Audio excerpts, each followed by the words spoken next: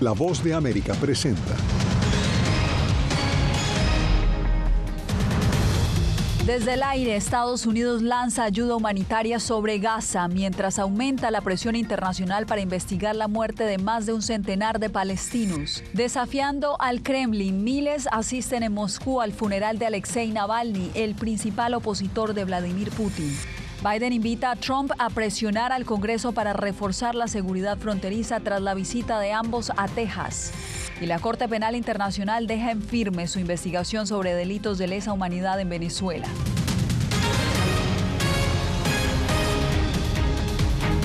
¿Qué tal? Aquí comienza El Mundo al Día. Estados Unidos anunció que iniciará el envío de ayuda humanitaria por aire a Gaza de manera inmediata. Esto luego de que más de un centenar de palestinos murieran cuando esperaban la llegada de camiones con suministros vitales. Ángela González nos reporta que cada vez son más las voces que instan a investigar ese incidente.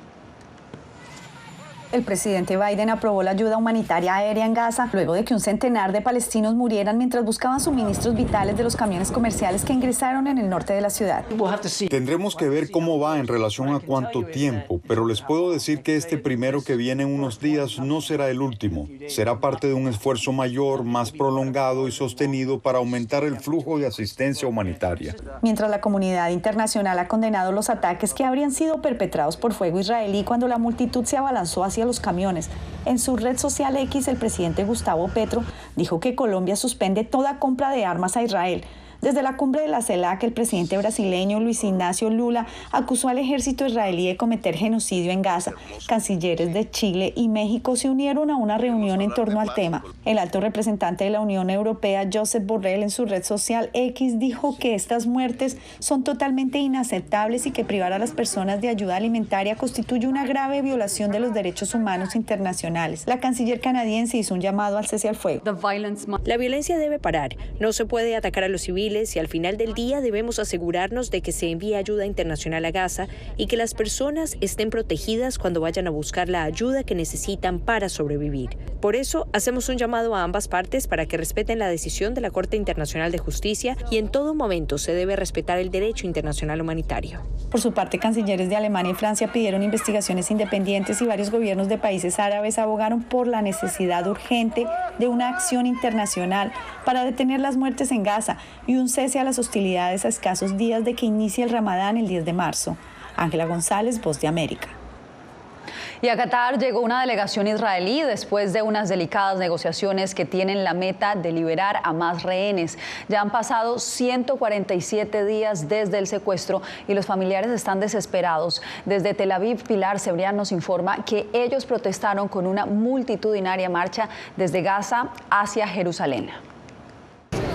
Los familiares de los rehenes caminan sin descanso y piden a su gobierno que no dude y que firme un acuerdo con Hamás para que vuelvan cuanto antes. Son ya casi 5 meses que no saben ni dónde ni cómo están sus seres queridos. Gilad levanta una camilla como si estuviera rescatando a su hijo Tal, secuestrado por Hamás desde hace meses en la Franja de Gaza. Es su manera de manifestarse, de pedir auxilio ante sus gobernantes. Es algo del militar, porque cuando algo pasa a un soldado o a alguien en todo el mundo, todos los amigos los llevan al helicóptero, al hospital. Así que todo el mundo está con nosotros debajo. Ayudan a nosotros a llevar el peso que tenemos en el corazón hasta que todos vuelvan. Desde que su hijo desapareció en los ataques del 7 de octubre, su vida no ha vuelto a ser la misma. Empiezo que me voy a dormir con píldoras para dormir, duermo 3-4 horas y después empiezo a trabajar. Como él, cientos de familias este viernes han levantado las camillas en un camino simbólico hacia Jerusalén. Saben que en las últimas semanas ha habido contactos de su gobierno con Hamás, pero temen que los hombres no sean liberados, como Dalia, que cree que sus 2 cuñados no saldrán en el próximo acuerdo. Puede ser que sean clasificados por Hamás como soldados, porque Hamás clasifica a todos los hombres hasta 45 años como soldados, mismo que ellos no lo son. Pero los ataques del ejército israelí a la población que cogía ayuda humanitaria han puesto en peligro cualquier pacto para una liberación. Ojalá que no influya en el acuerdo, no sé decir. También entendemos que no hay un representante directo que está hablando constantemente, entonces nos cuidamos mucho con lo que escuchamos para no sé, para esperar que alguien oficial hable y ojalá que el motivo del Ramadán sea un buen incentivo para ellos, para terminar todo esto antes. Así lo ha afirmado el ministro de Exteriores de Egipto, uno de los países mediadores, quien ha mostrado todo su optimismo para que un acuerdo llegue antes del 10 de marzo. Pilar Cebrián, Voz de América, Bet Shemesh, Israel. Pasamos a Rusia, donde con una masiva participación de seguidores fue sepultado Alexei Navalny, el líder opositor al presidente ruso Vladimir Putin. El funeral se desarrolló en medio de un fuerte dispositivo policial, como nos reporta Jaime Moreno. Con aplausos y arengas en contra del gobierno de Vladimir Putin, fue despedido el líder opositor Alexei Navalny. La masiva participación de simpatizantes de Navalny en el funeral estuvo acompañada por numerosos policías. El sepelio se dio a las afueras de Moscú. La madre de Navalny acompañó el féretro de su hijo hasta la tumba, en donde cariñosamente se despidió de él con el cofre abierto. La esposa de Navalny, quien no vive en Rusia, no participó del funeral por temor a ser arrestada tras las denuncias internacionales que ha hecho contra Vladimir Putin, a quien gobiernos occidentales acusan de ser el responsable por la muerte de Navalny mientras estaba encarcelado en Siberia. A decir verdad, es muy agradable para mí estar aquí en compañía de personas con ideas afines. Aquí, no sé, más de 10.000 personas y nadie se asusta. Cada uno sabe lo que quiere.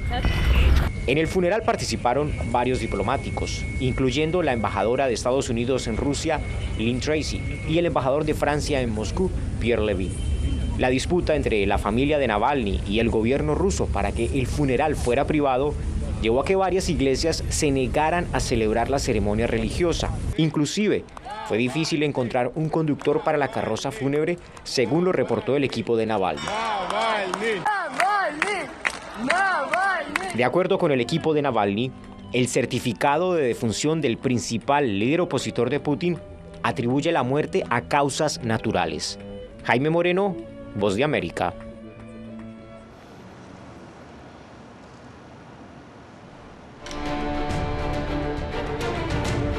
Tras la visita de los precandidatos presidenciales a la frontera sur, el tema migratorio se ha convertido en el de mayor interés entre los votantes estadounidenses, según varias encuestas. Ayer, el presidente Joe Biden instó a su contrincante Donald Trump a trabajar de manera conjunta para hacer frente al reto migratorio. Paula Díaz, cuéntanos cómo lo recibió el exmandatario. El exmandatario republicano culpó al presidente Biden por la masiva llegada de inmigrantes y por los crímenes que algunos de ellos cometen. Mencionó el reciente caso de Georgia, donde un inmigrante es el acusado de asesinato. Entre los activistas pro inmigrantes consultados señalan que estos discursos de ambos fueron solo palabras, nada de hechos. Como un show político y un evento de campaña sin soluciones reales. Así calificaron activistas proinmigrantes en Washington la visita a la frontera de Texas con México del presidente Joe Biden y el expresidente Donald Trump. En el estado de Texas, y a unos 600 kilómetros uno del otro, presentaron sus ideas sobre cómo mejorar la seguridad fronteriza. Esto no era nada real para resolver los problemas que existen en la frontera. Esto era más para dar un show político. Biden le pidió a Trump trabajar juntos para que el Congreso apruebe la propuesta de ley bipartidista que daría fondos a la seguridad fronteriza. Esto es lo que le diría al señor Trump. En lugar de jugar a la política con este tema, en lugar de decirle a los miembros del Congreso que bloqueen esta legislación, únase a mí o me uniré a usted para decirle al Congreso que apruebe este proyecto de ley de seguridad bipartidista. En su respuesta, el exmandatario afirmó que Estados Unidos está invadido por lo que llamó el crimen migratorio de Biden.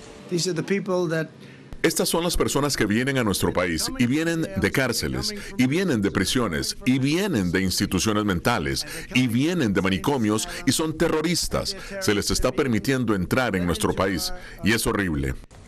Al mismo tiempo que se emitían los discursos, un juez federal en Texas impidió que funcionarios estatales implementen la ley SB4, que les habría permitido arrestar, encarcelar y procesar a inmigrantes que cruzan a Estados Unidos ilegalmente. En respuesta, el gobernador Greg Abbott aseguró que no descansará hasta asegurar su frontera. Estados Unidos está siendo invadido y debido a que Joe Biden no está haciendo su trabajo para intensificar y asegurar la frontera, Texas ha invocado la autoridad que nos otorga el título 1, sección 10 de la Constitución de los Estados Unidos. Entre tanto, en Georgia, impulsan una medida para obligar a todos los departamentos de policía a ayudar a identificar inmigrantes que se encuentran ilegalmente en el país, arrestarlos y deportarlos. La medida fue tomada después de que una estudiante de enfermería sufriera un ataque mortal en el campus de la Universidad de Georgia, presuntamente a manos de un inmigrante indocumentado de origen venezolano. Los activistas proinmigrantes con los que hablamos aseguran que Trump no permitirá que pase ninguna legislación bipartidista que solucione el problema en la frontera, porque la crisis migratoria es su principal tema de campaña. Paula, y justamente en la ciudad fronteriza de San Diego, organizaciones defensoras de los derechos de los migrantes reclaman más ayuda al gobierno federal para atender la cantidad de personas que están llegando diariamente. Alex Segura nos da la más reciente información desde San Diego. Las autoridades de San Diego, en California, están abrumadas por la llegada incesante de migrantes a su ciudad. Estamos recibiendo entre 600 y 900 migrantes cada día. Va cambiando. Estas cantidades han superado las expectativas y han agotado los fondos locales destinados a la recepción de migrantes. Por un tiempo el condado de San Diego se ocupaba de recibir a estos migrantes, pero nos estaba costando $1,5 millones al mes. Eso era dinero local que debería ser destinado a nuestra crisis de personas sin hogar. Sin dinero local, son las organizaciones por los derechos de los migrantes las que se están encargando de ayudar a los cientos de personas que cruzan la frontera con Tijuana a diario. También reclaman más asistencia federal. Sigue siendo nuestro gobierno federal el que no responde. Sí ha habido fondos que llegan, pero es una cantidad mínima comparada con la necesidad. A pesar de estas demandas, el abogado experto en inmigración Giacomo Bejar, con más de 40 años ejerciendo en San Diego, opina que el gobierno no tiene la obligación de actuar. El gobierno no tiene ninguna obligación de mantenerlos o de darles cualquier tipo de beneficio, al menos que den la prueba que sí califican por asilo político. La situación en San Diego a nivel político está bloqueada. Por un lado, las autoridades locales no quieren desprender más fondos públicos y por el otro, el gobierno federal todavía no ha dado un paso al frente para solventar esta crisis migratoria. Alex Segura, Voz de América, San Diego. El expresidente Donald Trump llegó al tribunal de Florida, donde una jueza fijará una fecha para el juicio por el presunto manejo inapropiado de documentos clasificados. Actualmente el juicio está programado para el 20 de mayo. Los fiscales federales solicitaron este jueves que el juicio se realizara el 8 de julio, mientras que los abogados defensores de Trump dicen que no hay manera de celebrar un juicio justo este año, en un momento en que Trump está buscando conseguir la nominación presidencial republicana.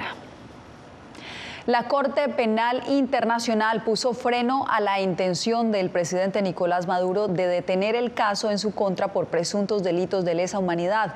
La Sala de Apelación de la CPI desestimó el recurso interpuesto por el Estado venezolano y dio vía libre para que la Fiscalía avance con la investigación por hechos ocurridos en Venezuela en el 2017. Álvaro Algarra nos amplía.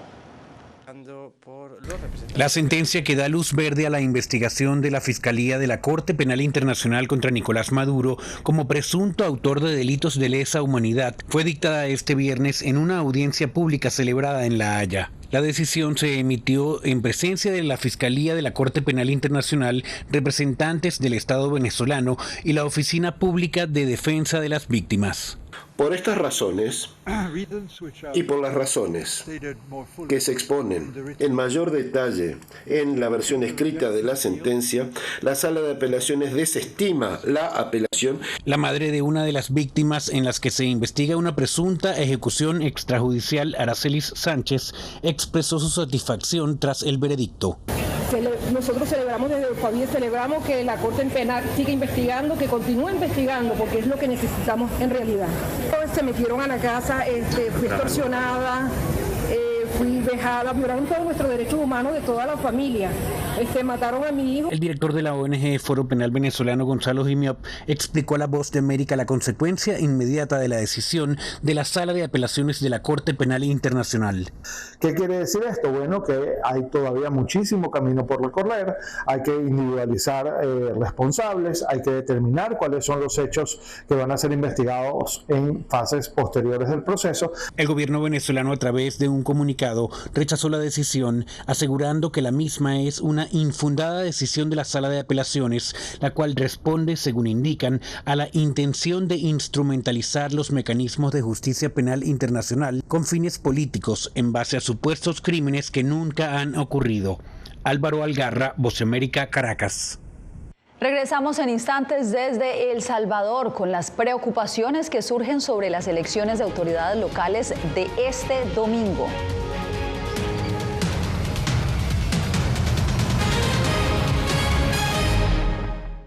Llenó de orgullo a su nación conquistando títulos alrededor del mundo.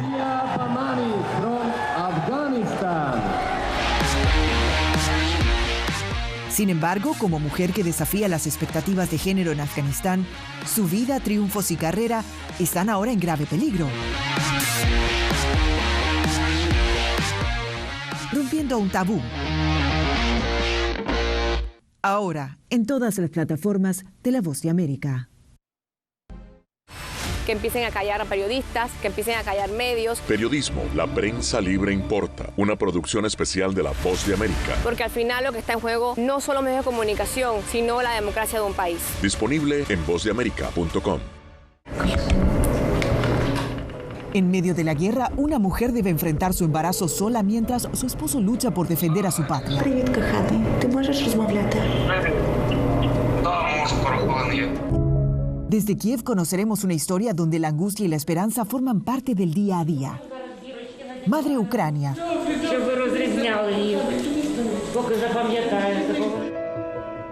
Disponible en todas las plataformas de La Voz de América. Poder recuperar la libertad de prensa. Periodismo, la prensa libre importa. Una producción especial de La Voz de América. Se ejerció esta profesión con mucho miedo. Disponible en vozdeamerica.com. ¿Quieres mantenerte informado de primera mano? Únete a nuestro canal de WhatsApp. Lo que ocurre en Estados Unidos, América Latina y el mundo directamente a tu celular. Escanea el código que ves en pantalla y conéctate con las noticias para recibir información veraz y balanceada. Noticias de última hora, reportes originales y verificación de información. Porque en La Voz de América, la prensa libre importa.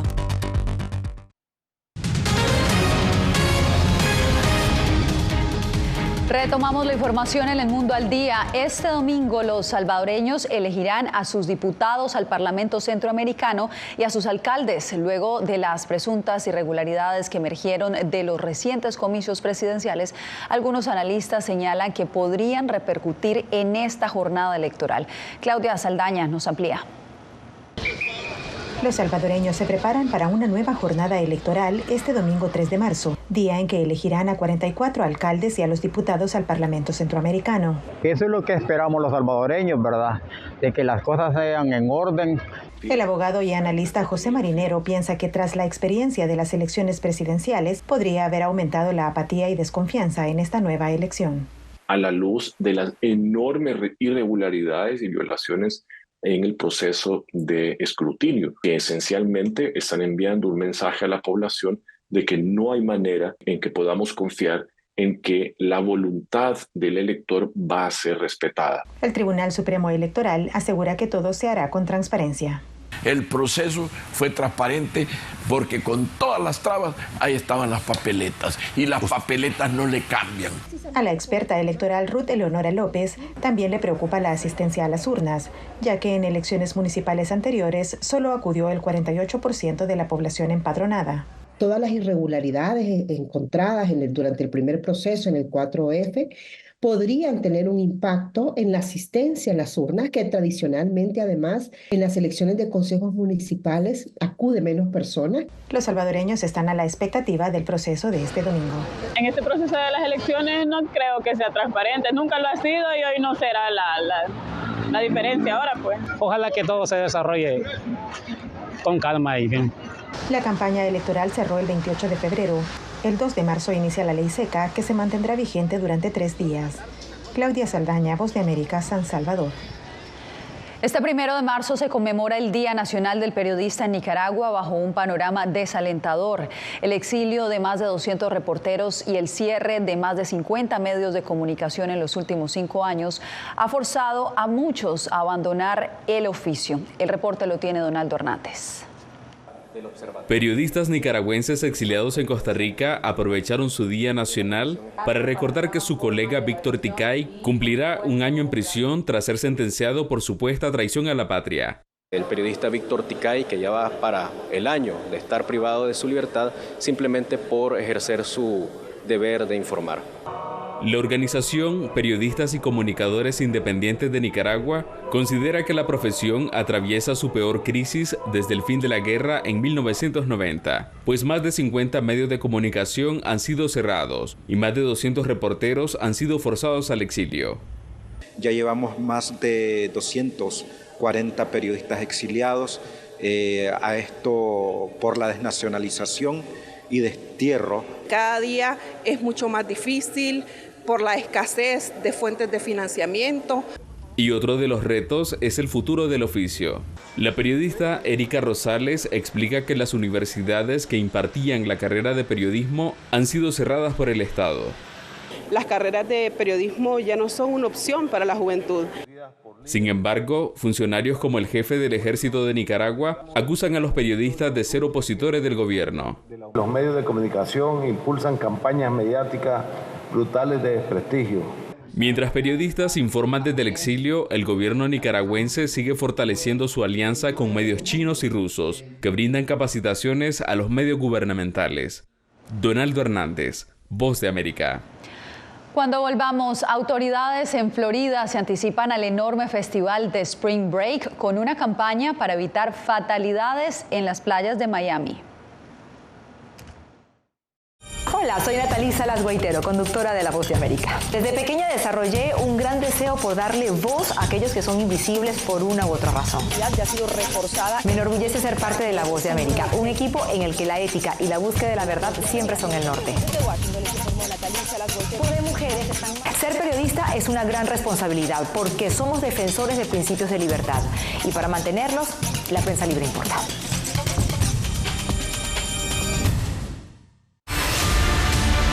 No concibo una democracia sin periodistas. El libreto manda a un conflicto constante con la prensa independiente, con los medios de comunicación. Periodismo, la prensa libre importa. Una coproducción de La Voz de América con nuestras afiliadas en la región.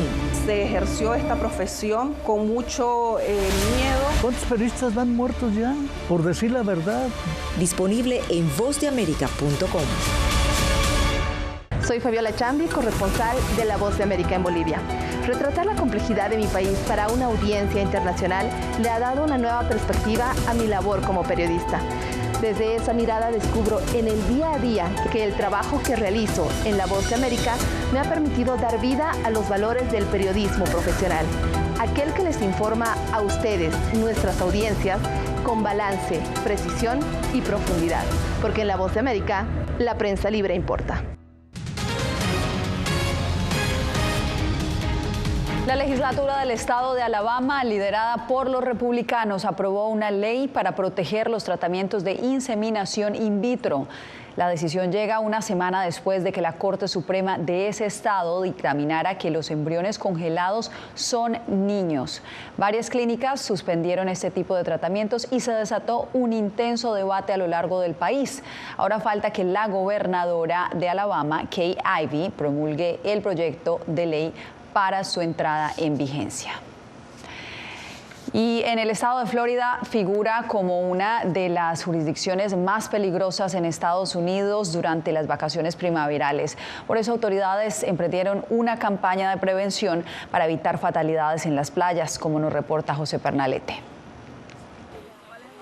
Según estadísticas oficiales, Florida fue en 2023 uno de los 10 estados estadounidenses con mayor riesgo mortal durante el receso primaveral o spring break. Condiciones de riesgo como el festejo en las playas, bajo efectos del alcohol y otras sustancias entre los participantes de estas fiestas ha motivado al Departamento de Bomberos de Miami-Dade a prepararse para situaciones como ahogamientos en el mar. Cuando tenemos vientos fuertes que podrían crear condiciones peligrosas como corrientes de resaca que tienden a ser muy estrechas por naturaleza, entonces al nadar en paralelo puedes salir de esa corriente y regresar a la orilla de manera segura. Otra recomendación de los socorristas es permanecer cerca de estas estaciones de salvavidas, sobre todo de aquellas agencias certificadas a nivel nacional. Otra advertencia es el peligro de quedar sepultado bajo la arena al cavar hoyos en la orilla de la playa, una práctica prohibida en el condado y que recientemente provocó la muerte de una niña en el sur del estado. El riesgo es el colapso de arena que se acumula alrededor del hoyo. Entonces a la víctima tratar de obtener oxígeno se le cuela por las vías respiratorias, en la boca, en la nariz. Los socorristas reiteran que los segundos cuentan en situaciones de emergencias. No descuidar a las personas vulnerables debe ser prioridad y apegarse a las normas para disfrutar de una temporada sin imprevistos en las costas de Florida. José Pernalete, Voz de América, Miami. Hacemos una nueva pausa, pero usted no se mueva, ya regresamos. Uno de los mayores centros de producción global de opio está experimentando profundos cambios a medida que los talibanes intensifican su lucha contra la industria de la droga. Helmand, la maldición de los narcóticos. Una investigación exclusiva de La Voz de América que nos lleva a lo más profundo de las plantaciones de amapolas en Afganistán. Ahora en todas nuestras plataformas.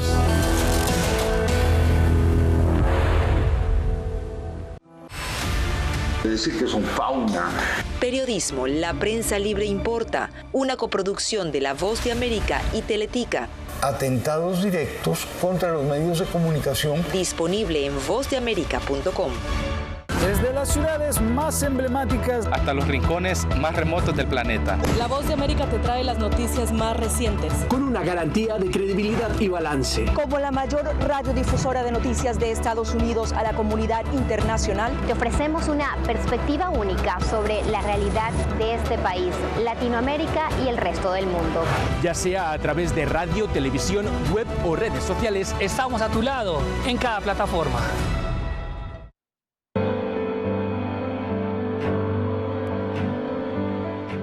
Motivado por la defensa de la libertad y la democracia en el mundo, este estadounidense dejó todo y se marchó a Ucrania para hacer un trabajo humanitario arriesgando su vida, transportando suministros, alimentos y medicinas a los territorios del este de Ucrania, bajo asedio.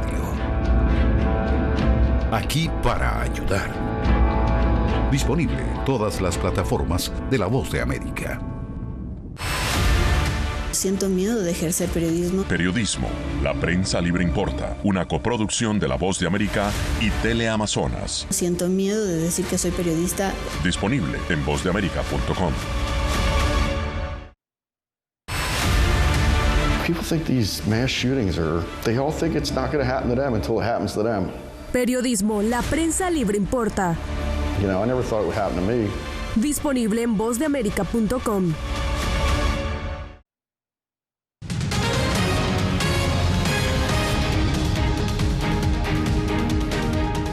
Una enorme especie de anaconda fue descubierta en las profundidades de la selva amazónica. Sucedió durante el rodaje de un documental presentado por el actor Will Smith para National Geographic y Disney en las tierras de la tribu Guarani al oriente de Ecuador. La anaconda verde del norte es la más grande del mundo. Investigadores descubrieron que esta especie se habría separado de sus parientes más cercanos hace 10 millones de años. Mide aproximadamente 6 metros de largo y pesa más de 200 kilos. Con estas imágenes nos despedimos por hoy. Que tengan feliz fin de semana. Les informó Yasmín López. Gracias por acompañarnos en El Mundo al Día.